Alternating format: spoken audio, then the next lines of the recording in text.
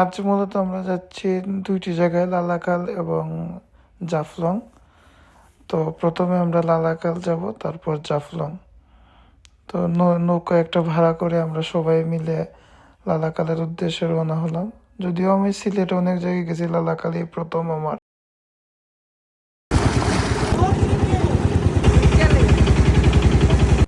এই যে এইটা নাকি মূল আকর্ষণ, ওই যে দূরে পাহাড় দেখা যাইতেছে, যেটার জন্য আসা আমাদের। তো এখানে আর কিছুই না যা বুঝতেছি, তাও লালাখাল অনেক সুন্দর। আমার সিলেটের প্রাকৃতিক সৌন্দর্য অনেক অনেক সুন্দর। এটা হইতেছে একটা ছোট বোন, সে কোথায় থেকে এয়ারপোর্ট ভুলে চলে এসেছে আমাদের সাথে।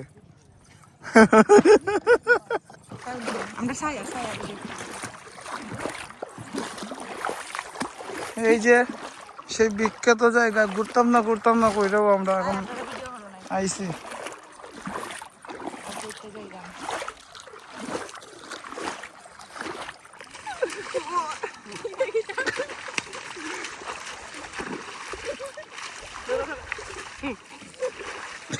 কেউ কেউ বানাইতে পারেন না।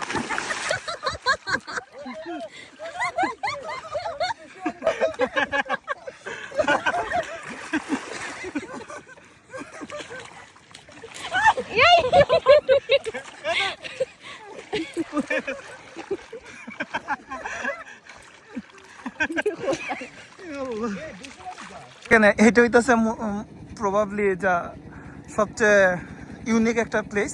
কিভাবে যে এই যে নীল পানি, এখানে সাদা। তো এই ফ্ল্যাগের ওপর পাশে নীল, এখানে সাদা, মানে দুইটা পানি একসাথে মিক্স হইতেছে না।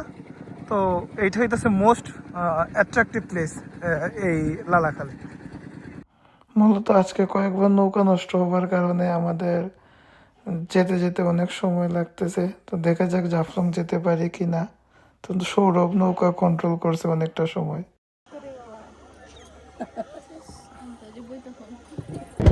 প্রাকৃতিক সৌন্দর্যের লীলাভূমি।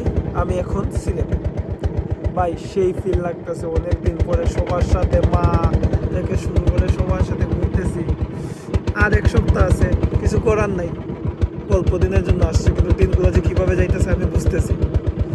যাই হোক, তো ঘোরাঘুরি ভালোই হইতেছে। আবার কালকে সুনামগঞ্জ যাব, তারপর সুনামগঞ্জ গিয়ে একটা লম্বা শিডিউল তৈরি করা, তারপরে আবার ফ্লাইট। তো সিলেটকে আমি মিস করবো, বিশেষ করে এই যে ভিউ, এই যে সৌন্দর্য, এই যে বন্ধু বান্ধবের সাথে ঘোরা, এগুলো কি আর পাবো? Sad life. নৌকা 3-4 বার নষ্ট হওয়ার কারণে আমরা জাফলং মানে এক্সপ্লোর করতে পারি নাই। এই যে রাত হয়ে গেছে, সন্ধ্যা নেমে গেছে আসলে আস্তে আস্তে। তো এইটাছে ইন্ডিয়ার যে লাইট, এগুলো দেখা যাইতেছে, এগুলো ইন্ডিয়ার ভাষা মূলত। এই যে মানুষ এখানে ইফতার করতেছে, গরু এসে সব চলে আসছে। তো এই আমার মা তারা ওই যে অপেক্ষা করতেছে। আমরা পানি আনতে গেছিলাম মূলত। তো এই হইতেছে আমাদের ট্যুর আজকের মতো সমাপ্ত। দেখা হবে আপনাদের সাথে কোনো একদিন আবার। ভিডিও করলাম।